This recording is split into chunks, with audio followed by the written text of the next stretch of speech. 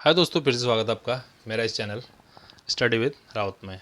तो दोस्तों, हमारे चैनल पे उत्तराखंड से रिलेटेड जितने भी टॉपिक होते हैं उनको हम क्लियर कर रहे हैं और उत्तराखंड एग्ज़ाम की बेसिकली हम यहाँ पे तैयारी कर रहे हैं। तो अभी हमारा जो टॉपिक है वो उत्तराखंड सीरीज़ यानी कि उत्तराखंड के बारे में देख रहे हैं। उत्तराखंड का इतिहास, भूगोल, हिस्ट्री जो भी है उत्तराखंड का हम देख रहे हैं। तो अभी हमारा जो टॉपिक चल रहा था वो चल रहा था उत्तराखंड राज्य की प्रमुख नदियाँ, हमारा टॉपिक चल रहा था। तो लास्ट वीडियो में हम 7 नदियों तक देख चुके थे। तो आज जो हमारा 8वां नदी है वो है अलकनंदा उपतंत्र। ठीक है। तो दोस्तों, बेसिकली अलकनंदा के बारे में हम थोड़ा सा यहाँ पर डिस्कस करेंगे। केवल वही पॉइंट पर हम डिस्कस करेंगे जिनसे रिलेटेड क्वेश्चन पेपर में आते हैं। दोस्तों, अलकनंदा बेसिकली अलकनंदा का उद्गम स्थान, तो अलकनंदा का जो उद्गम स्थान है, अलकनंदा का उद्गम स्थल उत्तरकाशी और चमोली सीमा पर स्थित स्वर्गरोहिणी पर स्थित शतोपत ग्लेशियर से होता है। ठीक है दोस्तों, उद्गम, क्योंकि यही जो इंपॉर्टेंट क्वेश्चन है पेपर से रिलेटेड। उद्गम स्थान अलकनंदा का उद्गम स्थल जो है उत्तरकाशी और चमोली सीमा पर स्थित स्वर्गारोहिणी पर स्थित शतोपत ग्लेशियर से होता है। अब अलकनंदा की लंबाई कितनी है दोस्तों? अलकनंदा की लंबाई है 195 किलोमीटर। ये पेपर में क्वेश्चन आता है, तो ये आपको देखना है। अब इसकी सहायक नदियाँ कौन सी हैं? इसकी सहायक नदी सरस्वती, पश्चिमी धौलीगंगा, नानलेवा, लक्ष्मण गंगा, नंदाकिनी, पिंडर व मंदाकिनी, इतने जो है हमारे अलकनंदा के सहायक नदी हैं। और बेसिकली अलकनंदा का जो प्राचीन नाम है दोस्तों विष्णुगंगा है। ये भी पेपर में क्वेश्चन आता है कि अलकनंदा का प्राचीन नाम क्या है? तो अलकनंदा का प्राचीन नाम विष्णुगंगा है। और शतोपत ताल से होते हुए 195 किलोमीटर के बाद देवप्रयाग में भागीरथी नदी से मिल जाती है। हमने पहले ही बताया 195 किलोमीटर की लंबाई है, वहाँ पे देवप्रयाग में जो है भागीरथी नदी से मिल जाती है। क्वेश्चन आता है दोस्तों, देवप्रयाग में अलकनंदा किस नदी से मिलती है? तो देवप्रयाग में अलकनंदा जो है भागीरथी नदी से मिलती है। ये हो गया हमारा दोस्तों अलकनंदा। अब अगला हम देखेंगे भागीरथी नदी, यानी कि भागीरथी उपतंत्र भी जो बोलते हैं, भागीरथी उपतंत्र।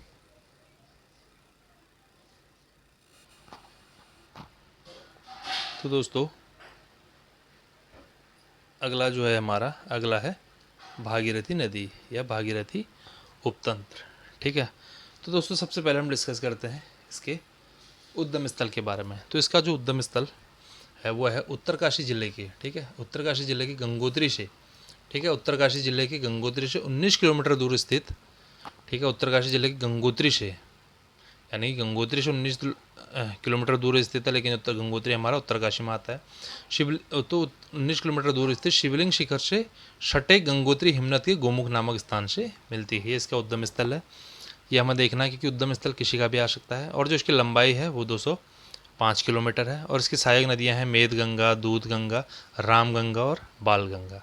सहायक नदियाँ देख लो दोस्तों, मेद गंगा, दूध गंगा, राम गंगा और बाल गंगा, सारे गंगा ही गंगा है। इसके बारे में थोड़ा सा दोस्तों अगर हम और देखते हैं तो भागीरथी नदी में गोमुख से टिहरी डैम तक छोटी बड़ी 20 से अधिक नदियाँ मिलती हैं। ठीक है। वैसे बेसिकली अगर देखें तो भागीरथी नदी में गोमुख से लेकर टिहरी डैम तक छोटी बड़ी 20 नदियाँ मिलती हैं। और पुराना टिहरी शहर में भागीरथी पिंगला नदी से मिलती हैं। देवप्रयाग में भागीरथी में अलकनंदा नदी मिलती है। ये भी आप देख लेना दोस्तों, देवप्रयाग में भागीरथी में अलकनंदा नदी मिलती है। गंगोत्री से देवप्रयाग तक भागीरथी की लंबाई 205 किलोमीटर है, वो हम डिस्कस कर चुके हैं। तो ये इससे रिलेटेड पेपर क्वेश्चन बनता है। भागीरथी के बाद दोस्तों अगला देखते हैं पश्चिमी रामगंगा।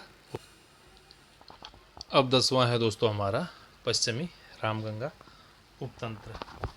10वां है दोस्तों पश्चिमी रामगंगा उपतंत्र। तो इसका जो उद्गम स्थल है वह है पौड़ी चमोली, पौड़ी चमोली तथा अल्मोड़ा। ठीक है, में फैले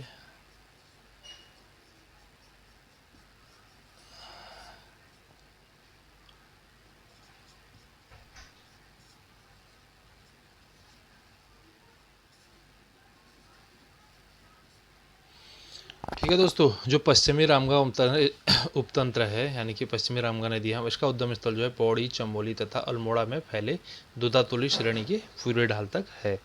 अब इसकी लंबाई की दोस्तों अगर बात करते हैं तो इसकी लंबाई है 155 किलोमीटर। पश्चिमी रामगंगा उपतंत्र की लंबाई 155 किलोमीटर है। और अगर बात करें इसके सहायक नदियाँ की तो इसकी जो सहायक नदियाँ हैं वो हैं बिरमा, इसकी सहायक नदी है बिरमा, गागस, ठीक है, बिरमा, गागस, बीनो, बीनो आदि। ठीक है दोस्तों, इसकी सहायक नदियाँ हैं बिरमा, गागस, बिनवो आदि हैं। और यह नदी पौड़ी के कालागढ़ नामक स्थान से राज्य के बाहर निकल जाती है और उत्तर प्रदेश के कन्नौज के पास गंगा मिल जाती है। ठीक है, यह पौड़ी के कालागढ़ नामक स्थान से, ठीक है, यह नहीं बेसिकली अभी मान लो कि पौड़ी से निकलते हैं, पौलीगढ़ में कालागढ़ नामक स्थान से राज्य से बाहर निकल जाते हैं और उत्तर प्रदेश में कन्नौज के पास गंगा में मिल जाती है। अगला देखते हैं दोस्तों कोसी नदी। तो दोस्तों अगला है हमारा कोसी नदी। ठीक है, सबसे पहले आपको पता होना चाहिए कोसी नदी का उद्गम स्थल। तो इसका उद्गम स्थल कौसानी बागेश्वर की पहाड़ियों पर स्थित धारा पानी धार। सबको पता, आपको पता है कोसी नदी अल्मोड़ा से आती है बेसिकली, तो कौसानी हमारा अल्मोड़ा में ही आता है। कौसानी बागेश्वर की पहाड़ियों पर स्थित धारा पानी धार है।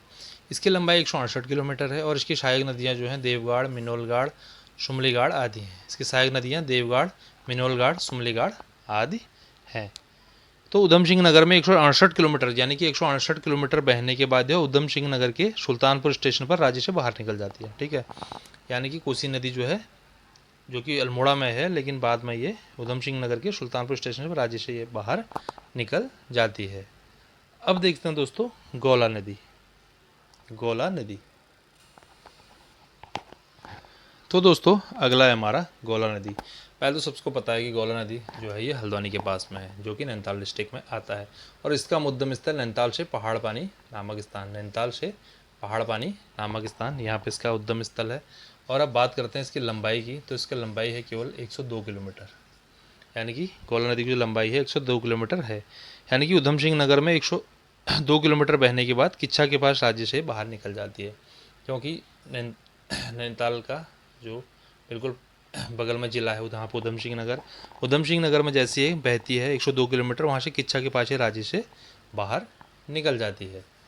तो अगला जो लास्ट है हमारा वो है नदौर नदी। तो दोस्तों अगला है हमारा नंदौर नदी। ठीक है, जो लास्ट और 13वां है हमारा नंदौर नदी। इसका उद्गम स्थल दोस्तों नैनीताल के चोर गलिया के पास देवोर से निकलकर यह नदी नानक सागर में समाहित हो जाती है। ठीक है, नैनीताल के चोर गलिया के पास देवोर से मिलकर यह नदी नानक सागर में समाहित हो जाती है। और नदौर के पूर्व में 2 और छोटी छोटी नदियाँ भी नानक सागर में मिलती हैं, यानी कि नदौर में ही 2 और छोटी छोटी नदियाँ हैं जो नानक सागर में मिलती हैं। तो दोस्तों ये था हमारा नदियों के बारे में हमने डिस्कस किया। पूरे 13 नदियाँ थी, इंपॉर्टेंट नदियाँ, पेपर के रिलेटेड, एग्जाम से रिलेटेड इंपॉर्टेंट क्वेश्चन इनसे बनते हैं, वो हमने यहाँ पे अभी डिस्कस किया है। पिछले वीडियो में भी कुछ हैं वो देख सकते हैं, क्योंकि 13 जो हैं 13 के 13 इस वीडियो में नहीं है। 7 नदियाँ हमने पहले वीडियो में डिस्कस किए थे और 6 नदियाँ इस वीडियो में हमने डिस्कस किए हैं। अभी दोस्तों इसी के रिलेटेड थोड़ा सा एक क्वेश्चन है कि उत्तराखंड की प्रमुख नदियों की जो बेसिन क्षेत्र है वो हम याद कर लेते हैं, क्योंकि पेपर की दृष्टि से वो बड़ा इंपॉर्टेंट है।